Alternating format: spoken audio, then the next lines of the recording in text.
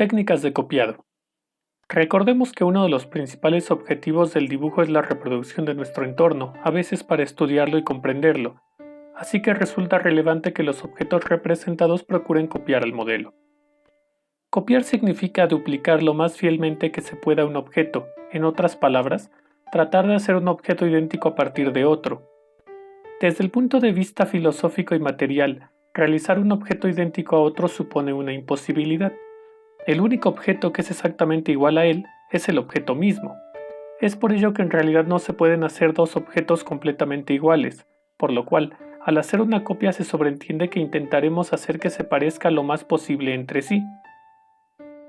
Desde los orígenes de la humanidad, se han desarrollado diversas técnicas de copiado que se basan en la delimitación del modelo en partes, sectores o piezas para simplificar y facilitar su representación. Retícula de dibujo. Consiste en que la vista que se tiene del modelo sea seccionada en sectores de igual tamaño. Cuando el modelo está impreso es posible trazar líneas perpendiculares por encima de él. Sin embargo, esto arruina el modelo, por lo que resulta conveniente crear la retícula sobre algún material transparente que sea removible. Hacer este tipo de malla tiene varias ventajas. Puede reutilizarse en otros modelos planos. También nos permite visualizar objetos tridimensionales, como edificios, personas, plantas y animales. Nos facilita el cambio de la escala de un dibujo, agrandándolo o empequeñeciéndolo para cubrir un soporte de distinto tamaño, como un pequeño dije, una hoja de cuaderno, un cartel o una enorme barda. Esta técnica es lo que nos enseñaron en la escuela primaria contando filas y columnas como si fueran coordenadas o saltos de rana. De esta manera es mucho más fácil ir siguiendo trazos pequeños, porque sabemos con exactitud en dónde comienzan y terminan.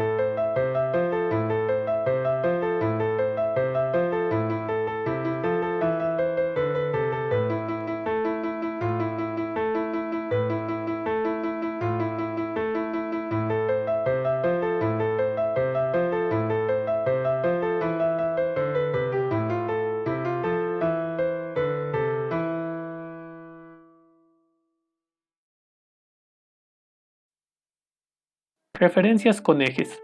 Una manera rápida y muy eficaz de reproducir correctamente las proporciones de un modelo en un dibujo es trazando líneas que entrecrucen y delimiten las distintas partes del modelo.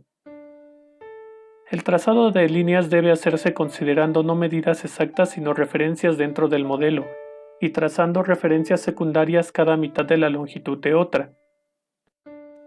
Tampoco es relevante preocuparse por la longitud de las líneas, sino únicamente su inclinación y cruce con las otras. Esta técnica es veloz y fácil.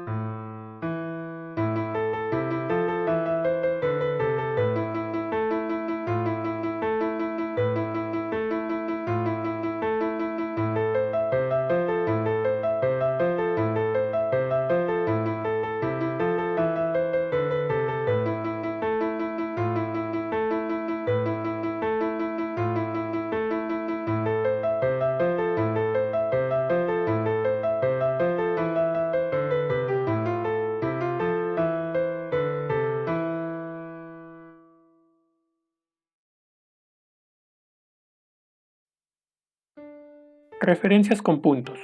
Como una variación o simplificación de la técnica anterior, es posible no trazar completamente las líneas de referencia, sino únicamente los puntos que indican sus intersecciones.